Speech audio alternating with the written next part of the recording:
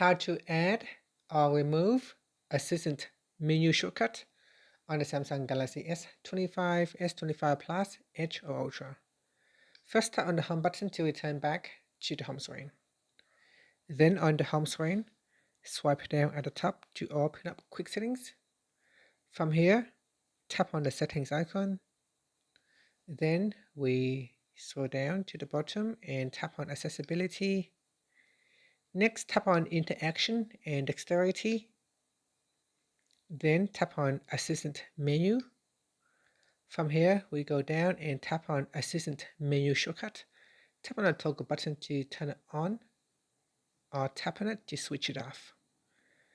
Now you can also tap on the left hand side panel. In here, there are 3 different shortcuts which you can turn on.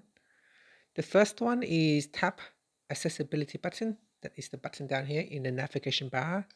So tap on that, and then from here you can quickly turn on or turn off assistant menu. The other options are press side and volume up buttons, and press and hold volume up and down buttons for 3 seconds. So press side and volume up buttons also open up a separate different menu, and from here you can also use this menu to turn on or off.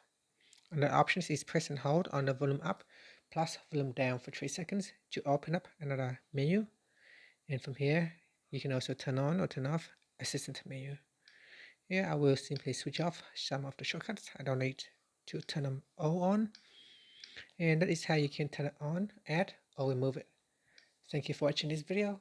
If you find it helpful, please like and subscribe to my channel for more videos.